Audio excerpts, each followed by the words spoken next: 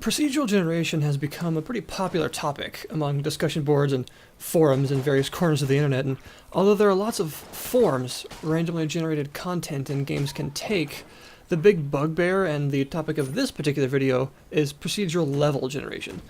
Something I've noticed about discussions involving games with randomly generated levels is the idea that they ruin games by their mere inclusion, often said by people about a game before they've even tried it. It's seen as an instant black mark to have, a symbol of laziness or something used in place of designing good levels if the developers simply don't know how to create them. The interesting thing I've noticed is that the truth is often a bit paradoxical. Although the perception is that randomly generated level design is the lazier way out, a substitute for proper handcrafted stuff, in actuality the best usages of procedural engines algorithms have a ton of thought behind them. Developers have to put constraints on what they can and can't do, what should and shouldn't be generated where, add in loads of often hand-designed assets to be grabbed by the algorithm for placement, and even sometimes substitute in entirely handcrafted areas for certain bits just to make sure the player gets a specific experience. A well-used procedural level designing system is one that you may not even pay attention to at all, but one that you'll simply enjoy the gameplay within. But I suppose before we go any further, we should step back and ask, why? Why exactly would someone want to use randomly generated levels in their games in the first place? Well, this all began in around 1980 with the release of Rogue. Yeah, that Rogue, as in the progenitor of the term roguelike. This was a game where dying was easy, expected even, and permadeath was in effect. That is, once your character died, they were gone for good. Combine that with the variety in classes and races in games of this sort, and you get a lot of replayability. With one possible flaw. If your first level was exactly the same every time, it could get boring fast. So all sorts of variables such as monster and loot placement, as well as the layouts of all the floors themselves, were hooked up to a random number generator with the intent of making the experience, which you were of course intended to repeat over and over, different each time. This has become the common reason as to why such a system is used in modern games. It's often used in genres that derive from the roguelike, and thus feature things like permadeath, high average difficulty, post-death progression systems, and other mechanics based around a high degree of replayability.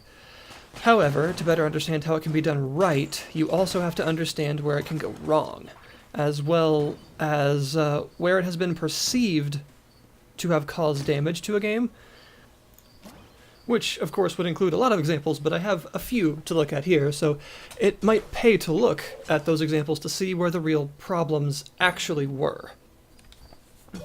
I'd say one of the more recent large-scale outcries against procedural generation had to be the one that came along with No Man's Sky, a game that simply didn't turn out to be what a lot of people had hoped that it would be.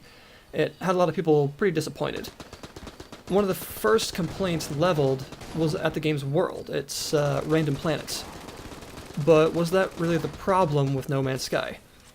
Would the game have been better off with handmade worlds? The test I always use, personally, is pretty simple.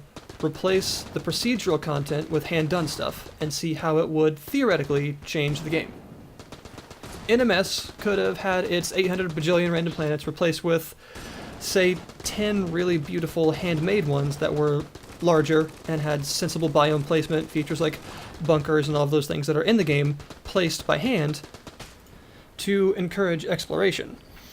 But it likely wouldn't have fixed most of the issues that a lot of people had with the game at release, because although you may be exploring a much prettier planet, you'd still be doing the exact same things on them.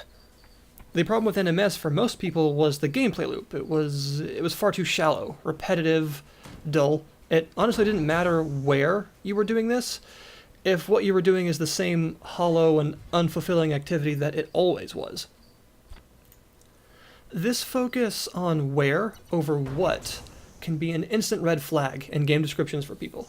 When a game advertises its infinite possibilities over almost any other feature. A game too focused on the where can often forget that the what is equally important. Procedural generation is simply a tool, just as any kind of level design is, and it takes just as much competence to use properly. In any game, the level design synergizes with the gameplay mechanics to create the loop you are expected to experience for however long it's meant to last. But I think procedural generation may have a sort of vulnerability to creating a sort of disconnect between working on it, giving it the proper bounds it needs to function well, and making sure what it creates is worked in well with the rest of the actual game. Case in point for this particular example is Strafe, an FPS that straddled a line between old school sort of Quake-like shooter and a new school Rogue-lite FPS. It straddled the line so closely, in fact, that it almost seemed a little confused with what to do with itself when it finally released. Calling itself a roguelike for some reason, and having clashing mechanics that seem to have taken aspects from each of its inspirational schools without understanding enough about either side to mesh them together coherently.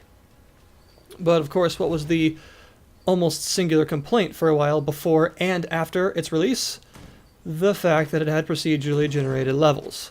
Turns out that was pretty much the least of its problems. The levels were fairly well themed, pretty maze-like actually to the Quake level of things, but the lack of meaningful progression, lack of weapon variety, confusing inclusion of some familiar roguelite mechanics but not others that you would expect, odd difficulty spikes, and the uselessly frustrating map and other interface issues were all plenty enough to turn people off of the game. Which makes me think the level generation wouldn't have changed a thing, and was simply another piece of the puzzle in development that was implemented without enough regard to how the project as a whole was coming together versus what was expected of something in its genre. Taking a look at the excellent Enter the Gungeon, however, will give us an obvious recipe for success, as well as reinforcing everything I've pointed out so far as to why a singular aspect of game design can be so contentious and is genuinely so important. I'd wager a lot of people don't even think about Gungeon's level design being procedural. Sure, they know that it is, but they don't think about it while playing. Most people are just along for the randomly generated ride, seeing what weapons they'll come across this time and formulating a strategy in their head for this particular run. That's the real beauty of well-done level design of any type. The player is immersed in what's been created, and that's why the gameplay needs to be up to par. They'll be exploring, interacting, whatever it is they can do in these spaces, so make sure their design matches what's to be done in them. And if either are lacking, the whole thing can end up falling apart. I'd like to take this chance, of course, to point out that there are obviously multiple types of procedural generation when it comes to levels. There's the obvious, very old roguelike way of doing it, where just about every single tile on the map is actually randomly assigned, where the whole level itself is completely random. Then there's a slightly newer way of doing it, where maybe the bounds, the general shape of the level is the same every time, but the contents of it can be different, where maybe the exterior walls will be exactly the same, so the level will have an identical shape, but the interior walls, the item placements, enemy placements, maybe hazards, lava, spikes, water, etc., will be different every time. And then there's the newest, and in my opinion, best way of actually doing these, and it's also, of course, why I'm using the term paradox in this, because it is something that goes against the grain of it seeming lazy when it actually is the one that takes the most work. And that is the one that your Binding of Isaacs, your Enter the Gungeons, and things like that do. It is a sort of chunk-based method of procedural generation where the developers create handmade rooms, and the algorithm actually lays them out randomly. So you may get the same room that you know, but the enemy placement in it could be different. The way that it attaches to other rooms in that level will be different every time. So, for instance, the first floor of a dungeon could have 60 room designs that have been designed for it by the developers by hand, and it could have 20 possible room slots that were that are to be filled by the algorithm. And 20 of those random rooms will be chosen and plopped in, and just differently every time. And of course, this has a lot of advantages. The run will be different every time. The items and enemies you face will be different. Even if you get rooms that you're familiar with, which is honestly a good thing because it helps you familiarize yourself with the game a little bit, the exact, I suppose, adventure, the journey that you're on, will be a bit different each time, in theory, because you're likely to encounter a slightly different aspect each run. That room didn't lead into this room before, so I had a different weapon and was facing a different set of enemies before, and so on and so forth. I think that's a really good way of actually doing it. An advantage of procedural generation over standard level design is the random element. Another reason it's so popular, of course, in rogue-lite style games these days. Any given Binding of Isaac run, for instance, will begin very different from your last due to the items you found, the enemies you may face, and even the boss at the end. It creates a huge list of variables to play with, and as long as the variables themselves are interesting, it'll generally make for a very enjoyable experience. It creates an incentive for the player to explore, find secrets, try new things, new combinations against new enemies, new strategies against old ones that they may have never faced in the state that they are currently in. And overall, it just mixes things up, and it helps to prevent a particular strategy or gameplay style from becoming the meta, or from becoming too prevalent, because there's often not even a guarantee that you can obtain what's necessary to do it in the first place. It also helps avoid the issue of having so much stuff and being so well off, being so prepared, that everything becomes trivial to you. A major downside of randomly generating your levels is the relinquishment of control that comes with having what is effectively a fancy formula put pieces together under your direction. You may be able to make the pieces yourself, design the enemy encounters yourself, and constrain what variables can be determined by what, but at the end of the day, a more directed and tightly controlled player experience is always going to be available by hand designing everything yourself. So the overall conclusion is this. Level design is an incredibly important part of any game, and there's a sizable toolset available to decide on how you want your game to come together. Using procedurally generated elements is one way of creating content for the player to experience, a tool with its own advantages and disadvantages, fit for certain things and rather unfit for others. But experimentation is always welcome, like, for instance, with Pocket Watch games Tooth and Tail, an RTS that uses ProcGen levels, showing both the good and bad sides of what a system like this could mean for a genre that has never really tried it, honestly. It's an interesting sort of experiment in game design, and it shows, again, that the skill and competence of the bearers of these tools matter a lot more in their application than the tools themselves in a vacuum, as they're so often judged. Procedural elements are certainly not fit for every game, and not everything should have them. There are plenty of situations where they just don't make sense, and where more direct narrative and player experience control are required.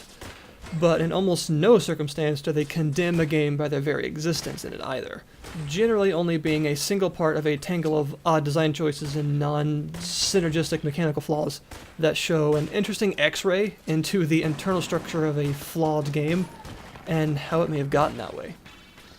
So, anyway, I suppose that was my sort of spiel, my look at this issue and how it pertains to the game industry as a whole, because it's going to stay, and I think there are a lot more games that are going to be continually using this, and honestly, I think it's a good tool for people to use if you can use it competently and correctly. And I would like to see more developers experimenting with it, like the guys over at Pocket Watch, and seeing what they can do with it, because honestly, it's kind of neat when people decide to apply it in a place we wouldn't normally see it. You know, we may not normally see it for a good reason, but you never know until you try, right? So anyway, thank you very much for watching. If you like this video, feel free to like it, share it, do whatever the heck you want with it. And if you didn't like it, then there are buttons for that too. Thanks again, and I'll see you next time.